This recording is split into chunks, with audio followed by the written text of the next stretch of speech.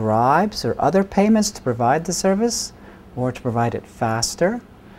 Do you trust the service provider to do its job professionally and efficiently at a fair cost? Does the service provider honor its own code of ethics? Does the service provider work to find affordable ways to include the poor in their distribution of services? These are important integrity questions. The Service Integrity Charter uses very clear language as it tries to capture both service levels and service integrity.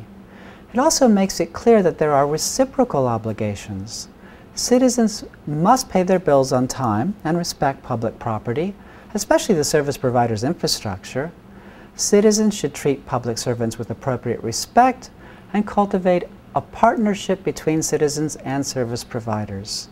The obligations go both ways. So, a Service Integrity Charter establishes certain standards.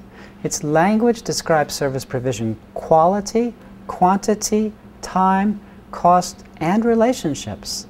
Service Integrity Charters also may include some other components, such as a vision statement. We've talked a lot about vision statements.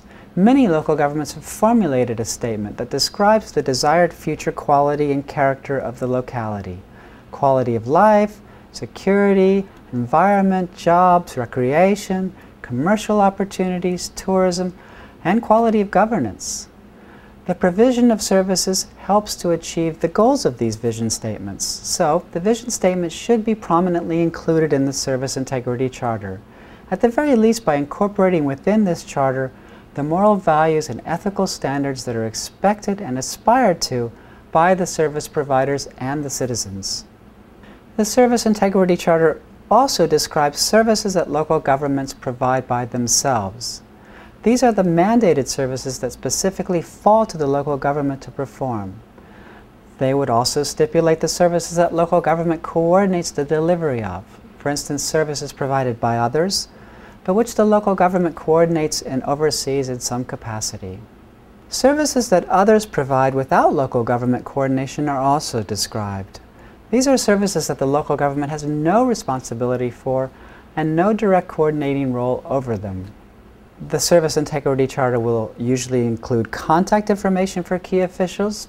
This, of course, has to be regularly updated, and it includes a list of important names and contact information for appropriate responsible persons within each of the service providers. The Charter will also include instructions to apply for service. This gives the user a step-by-step set of instructions and all the necessary forms to apply for access to that particular service. Importantly, financial details are provided, budgets and fees. This is, of course, again, regularly updated, and it's a list that the service providers provide of budget and proposed development investments and the cost to the users for these services. Last but certainly not least are the complaints procedures. Mistakes will happen, and people won't always be pleased. The Service Integrity Charter provides a specific set of instructions about what to do if someone wants to complain, and it describes how such complaints are reviewed and responded to and by whom. Okay, where do we start? Let's assume that your local government has agreed, at least in principle, to create a Service Integrity Charter. Perhaps the need for this charter arises out of a growing public demand for setting service delivery integrity standards and priorities, and for ensuring that poor people are also able to access such services. Perhaps such a charter may prove instrumental in diffusing a threat of communal violence or an erosion of trust in the local government. What's next? First, local governments should reflect on the feasibility of implementing a Service Integrity Charter before drafting such a document or setting up such a website. Is there committed leadership to sustain this process? Are there any preconditions that are necessary for a successful implementation of a charter? Perhaps a phased rollout of a charter may be advantageous. Are there any linkages to a local government's existing development strategy and action plans that can be reinforced by a charter? Local governments who are drafting a Service Integrity Charter also should first carry out a simple baseline analysis in close collaboration with local civil society organizations and use this to determine the priorities for the services that they provide or coordinate and the core competencies, people, equipment, relationships, awareness building, and managerial systems that are needed to generate and sustain these services to acceptable promised integrity standards. Next, local governments need to set standards and goals covering both service levels and service integrity. Standards describe what the users should expect now, and goals describe improvements that users can expect within a stated time. To achieve this, local governments will need to consult with the service users and with appropriate civil society organizations to research their needs and consider advocacy for expanded services in the future. Once service provision starts, the local government and all service providers need to hear back from the users on a regular basis to see how well the Service Integrity Charter is being honored. This means regular public meetings and putting into place some effective monitoring systems to keep everyone informed. It's important to stress that none of this will happen without committed leadership from within local government. This is essential to making any Service Integrity Charter program a success. Other success factors include the quality and thoroughness with which the Service Integrity Charter is drafted in the first instance. It shouldn't be a one-time static document.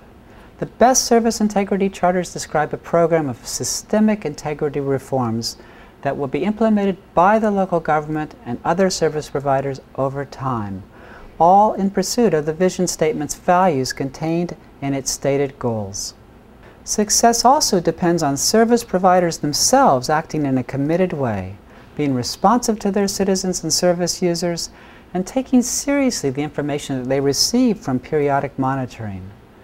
Service providers must also be seen to adhere to their own code of ethics, and even high-level officials must be held accountable for success.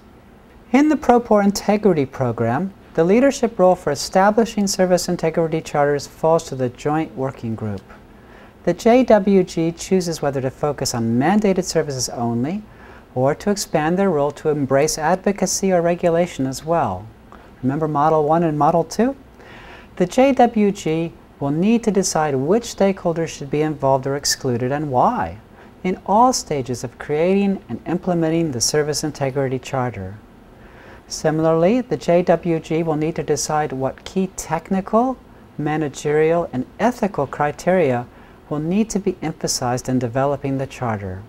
Before coming to terms with the very involved, if not complicated, process of creating and implementing a Service Integrity Charter, the Joint Working Group should have completed many preliminary steps. It should have fulfilled the Joint Working Group membership and operations mode, and then reached a decision on what model of service provision is appropriate for their local government. They should have completed a participatory process to generate a vision statement, and they should have an up-to-date code of ethics. Finally, the JWG will need to facilitate the technical, managerial, and ethical reforms and changes needed to empower the service provider to move to action. This means coming up with 1. Strategies and action plans for improved integrity in service delivery in terms of alignment, competence, and ethical performance. 2. Agreement on specific tasks that will strengthen the integrity of service delivery. 3. Agreement on relationships. Who owes what to whom and why. 4. Agreement on incremental and measurable progress indicators. Of course, these would include technical, managerial, and ethical indicators, but they would also need to indicate alignment with the vision, code, and strategy. 5th, agreement on who does the monitoring and how they accomplish this. And 6th, agreement on how public relations and outreach should be handled. That's it. It may sound complicated and involved, but as you progress through the Pro-Poor Integrity Program, you'll be guided along the way and share your lessons learned with others active in the PPI, and they with you. Thank you.